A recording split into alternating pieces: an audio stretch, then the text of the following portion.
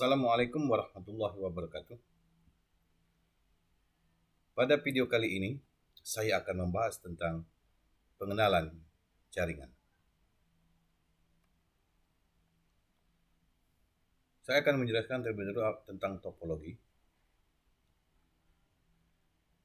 Topologi jaringan komputer adalah sebuah metode atau cara yang digunakan agar bisa menghubungkan satu komputer dengan komputer lainnya. Struktur atau jaringan yang digunakan untuk menghubungkan satu komputer dengan komputer lainnya bisa dengan menggunakan kabel ataupun nirkabel tanpa kabelnya. Di sini saya kelompokkan jenis-jenis topologi. Ada topologi bus, topologi ring, star, mesh, tree, linear, dan hybrid.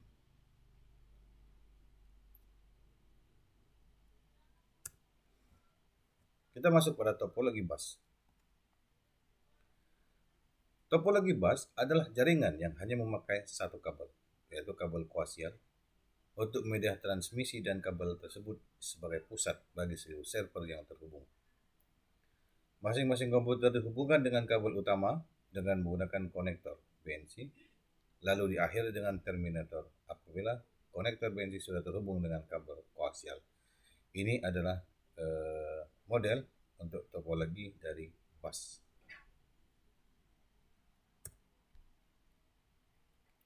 Kelebihan dari topologi bus itu adalah lumayan sederhana untuk pemasangannya. Apabila ingin menambah server baru, lumayan mudah karena pemasangan tidak memutuskan seluruh jaringan sehingga tidak mengganggu server yang lain. Hemat dalam penggunaan kabel dan biaya cukup menggunakan satu kabel utama, jadi biayanya cukup murah. Ada juga kekurangannya atau kelemahannya adalah bila kabel utama mengalami gangguan, maka semua jaringan juga mengalami gangguan. Jalur lalu lintas lumayan padat karena bolak-balik dari pengiriman data. Apabila jarak jauh diperlukan repeater, susah melacak tempat trouble-nya. Jika komputer banyak yang terhubung, maka performa sinyal dan lalu lintas akan menurun. Jadi itu kelebihan dan kelemahan dari topologi bus. Masuk pada topologi ring atau biasa dikenal juga dengan cincin. Adalah topologi jaringan yang rangkaiannya berupa titik yang mana masing-masing titik bagian kanan dan kirinya terhubung ke dua titik lainnya sampai komputer yang pertama dan akhirnya membentuk cincin atau lingkaran. Titik yang ada pada topologi cincin tersebut berfungsi untuk memperkuat sinyal. Setiap rangkaiannya atau sebagai repeater. Cara kerjanya ialah komputer 1 berencana mengirim file ke komputer 4. Supaya terkirim, maka file harus melewati komputer 2 dan komputer 3, baru kemudian komputer 4. Dengan metode seperti itu, sinyal dan aliran data akan tetap stabil. Arah aliran datanya bisa searah jarum jam atau berlawanan dengan jarum jam, tergantung kepada kebutuhan. Ini gambaran dari topologi ring. Kita lihat kelebihan dan kekurangannya. Kelebihannya mudah dalam perancangan dan pembuatan. Performa sinyal dan aliran data stabil akan lebih baik dari topologi bus, meskipun mengalirkan data yang cukup berat. Jika terjadi masalah, mudah untuk dilakukan konfigurasi ulang atau pemasangan baru, termasuk hemat dalam pemasangannya, penggunaan kabel, dan hemat juga dalam pembiayaannya. Di sini ada dua kelemahan. Jika ada satu komputer yang error, maka keseluruhan jaringan juga akan ikut error. Solusi adalah dengan penggunaan topologi ring ganda.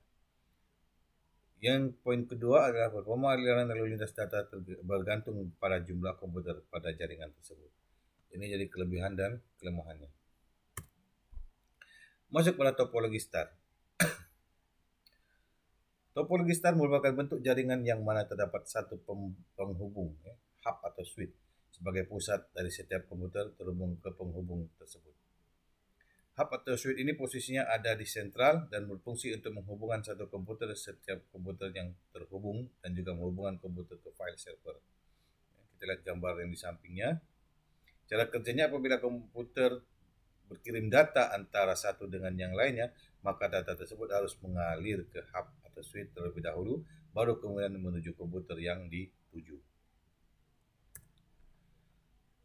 Ada 5 kelebihan di sini yang saya rangkum, yaitu tingkat keamanan tergolong cukup tinggi, mudah dalam menambah komputer baru yang ingin disambungkan, apabila ada yang error mudah untuk kita deteksi, paling fleksibel di antara topologi jaringan yang lainnya, kemudahan dalam mengontrol karena sistemnya yang terpusat.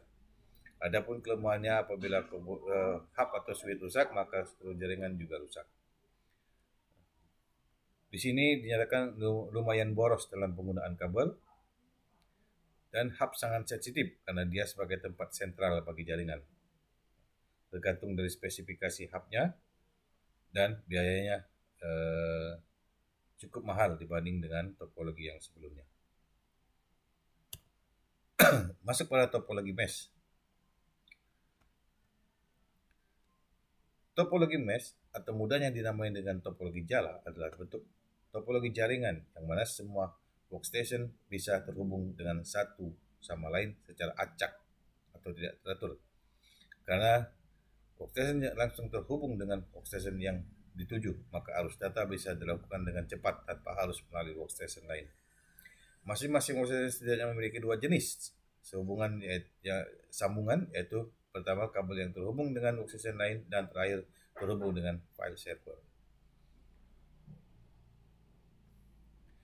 Topologi ini cocok digunakan pada jaringan komputer yang kecil, bukan yang besar. Alasannya karena sambungan antar workstation yang berlebihan, tapi juga sangat sulit untuk mengendalikannya.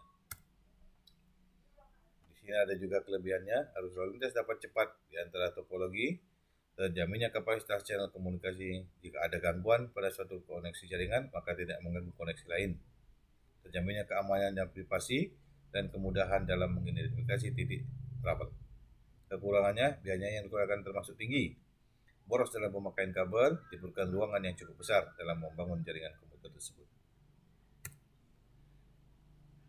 Masuk pada topologi tree. Jaringan topologi ini atau tree yang biasa disebut dengan pohon merupakan topologi jaringan yang bertingkat dari hierarki yang mana antara koneksi penghubung, hub atau switch, dan masing-masing hub terhubung dengan file server. Topologi tree sebenarnya adalah kombinasi dari topologi star dan topologi bus, namun yang membedakannya adalah topologi ini terdapat banyak hub di dalam jaringannya dan sistem yang hierarki. Saya kelompokkan menjadi 4 kelebihan: mudah untuk digunakan dalam jaringan yang luas, apabila ada gangguan mudah untuk deteksi, kemudahan dan keunggulan dalam manajemen data, kemudahan dalam mengelompokkan workstation yang sejenis. Adapun kelemahannya saya kelompokkan menjadi 6. Karena banyaknya sambungan, maka lalu lintas bisa dibilang lambat. Apabila hubnya error, maka komputer yang tersambung juga error.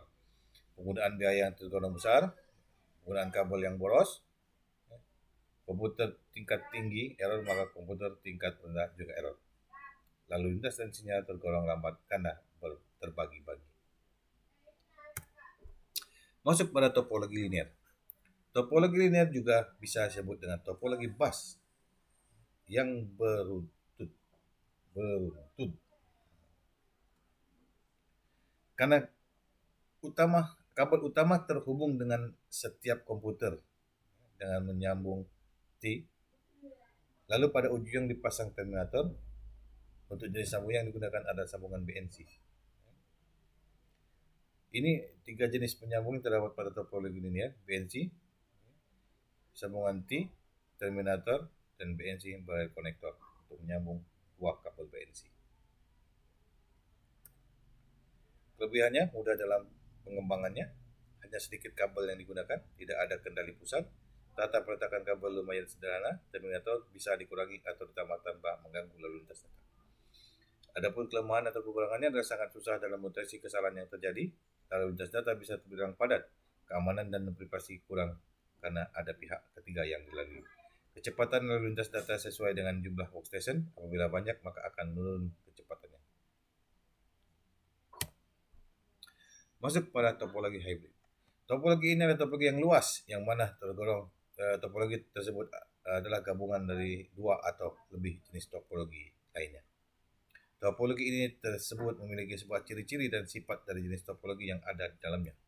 Pembuatan topologi ini tersebut bertujuan untuk memaksimalkan kelebihan dari tiap-tiap jenis topologi dasar di dalamnya.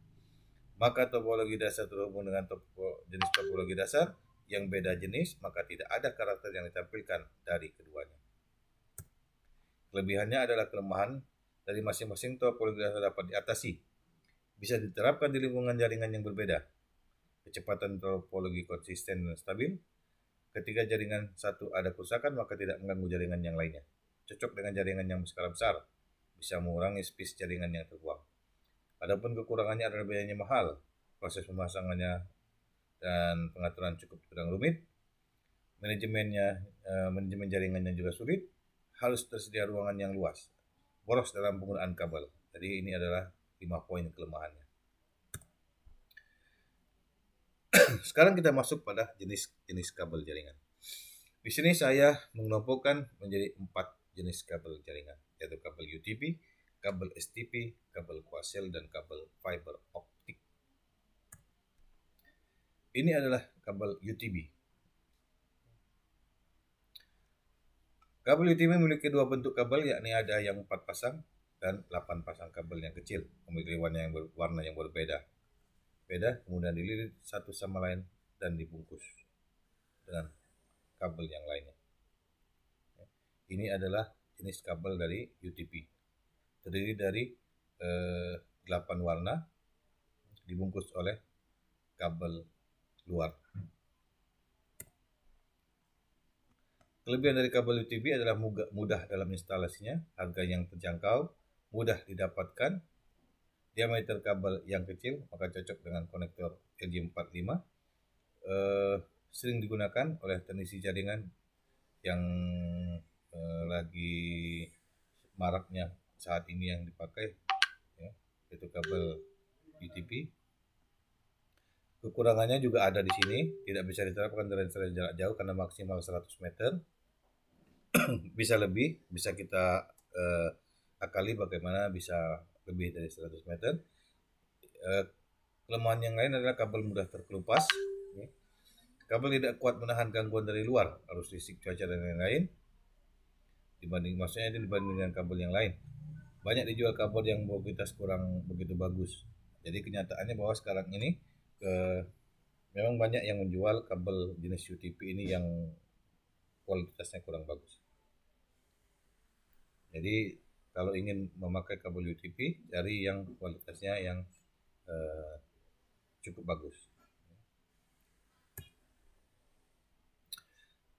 Ada juga di sini saya jelaskan tentang konektor atau LG45 yang mana biasa dipakai oleh kabel UTP.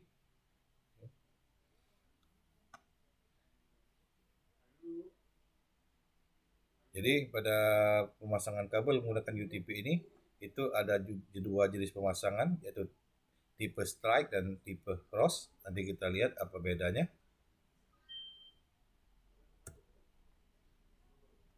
Ini tipe strike-nya.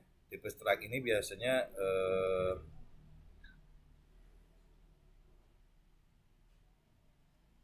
kita gunakan untuk pemasangan dari 2 komputer. Ini warna yang dipakai untuk memasangkan kabel ke LG45 tadi, konektor. Putih oranye, putih hijau biru, putih biru hijau, putih coklat. Ada juga tipe cross.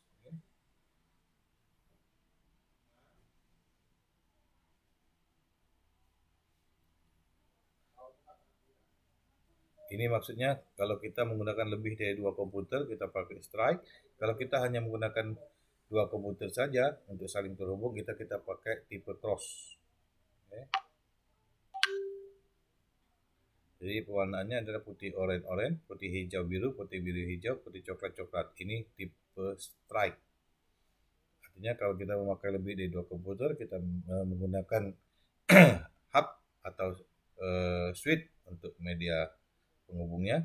Ada juga yang langsung menggunakan 2 buah komputer, yaitu tipe cross. Ini jenis kabelnya, putih hijau, putih oranye biru, putih biru oranye, putih coklat. Jadi tergantung dari kita dalam pemakaiannya. Ini adalah tang krimping. Nah, ini salah letak ya. Ini adalah tang krimping. Ini adalah kabel untuk testernya ya. Jadi ini gambarnya kebalik. Jadi tang krimping ini adalah untuk melekatkan kabel UTP ke RJ tadi. Ini adalah testernya untuk mengetes apakah kabel yang kita pasangkan dengan RJ tadi berfungsi dengan baik atau tidak. Ini adalah kabel STP, hampir mirip dengan kabel UTP.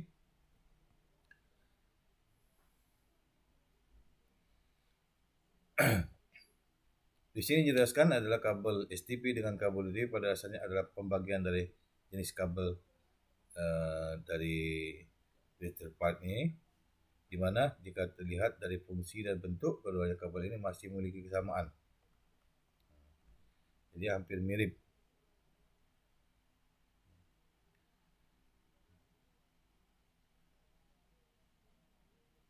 Di sini dijelaskan bahwa di mana kabel STP produksi lama masih menggunakan tipe konektor RJ45 sama halnya seperti yang digunakan pada kabel UTP. Jadi masih menggunakan RJ45.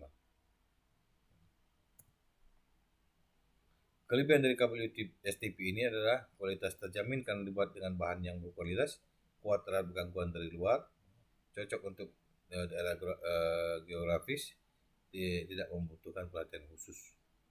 Kekurangannya harganya relatif mahal, motor konektor yang bermerek, dan jarak disarankan maksimal 100 meter, sama seperti yang kabel UTP tadi. Masuk pada jenis kabel yang namanya kabel koaksial. Di sini kelebihan dari kabel adalah kabel jaring koaksial memiliki tingkat keandalan yang tinggi dalam proses transmisi. Terus penguatan dari repeater tidak perlu sebesar kabel dari UTP tadi. Kabel ini lebih murah dari fiber optik ya kalau kita bandingkan dengan fiber optik. Teknologi yang dianut itu sangat umum, mempunyai kemampuan dalam menyalurkan sinyal-sinyal listrik yang lebih besar. Kabel koaksial ini memiliki tahan arus yang semakin kecil pada frekuensi yang lebih tinggi. Terus kabel koaksial bisa menampung pengkabelan yang lebih panjang di antara jaringan dengan perangkat-perangkat lain dibandingkan dengan kabel UTP atau STP. Ini gambar dari kabel koaksial. Dia memakai tembaga dan dibungkus lagi oleh beberapa lapis bungkus. Serta kekurangannya adalah kabel ini perlu dipasang dengan teliti karena cenderung rumit. Biaya pemeliharaannya relatif mahal. Lebar bidang frekuensi dan kabel koaksial hanya terbatas oleh pengerasan yang dikehendaki. Jangkauan transmisi kabel ini terbatas. Kabel ini sangat rentan terhadap perubahan variasi temperatur yang terjadi dalam kabel.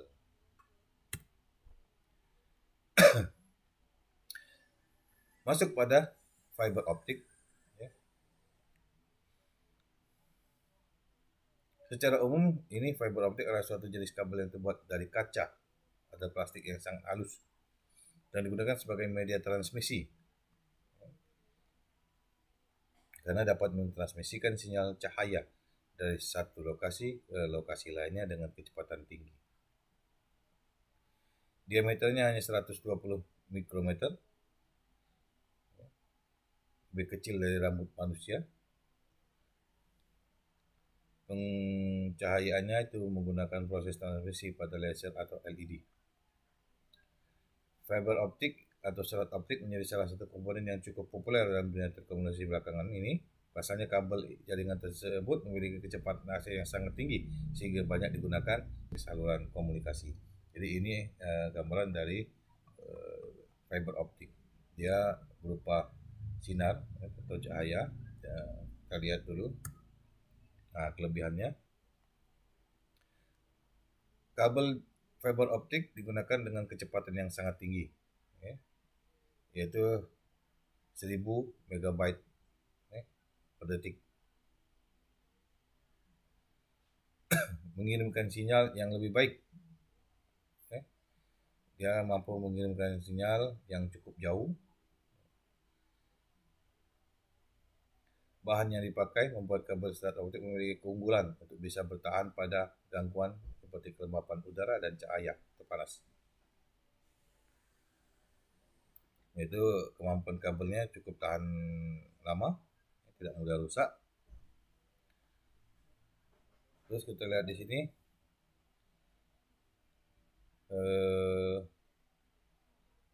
ukuran kecil dan ringan. Nah, ini cukup kecil dan ringan, ya. Tidak ada tenaga listrik dan percikan api.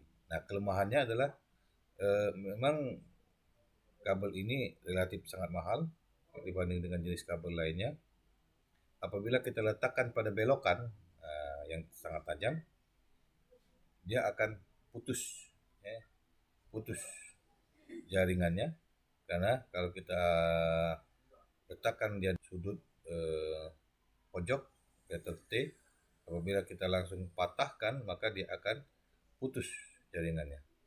Solusinya waktu pemasangan di ujung ini misalnya jangan kita bengkokkan, tetapi jangan kita patahkan, tetapi kita bengkokkan arahnya seperti ini, ya, seperti ini, biar kabel itu tidak putus dalam pengiriman datanya. Itu saja penjelasan saya tentang pengenalan jaringan ini. Terima kasih. Sampai berjumpa pada video saya selanjutnya. Assalamualaikum warahmatullahi wabarakatuh.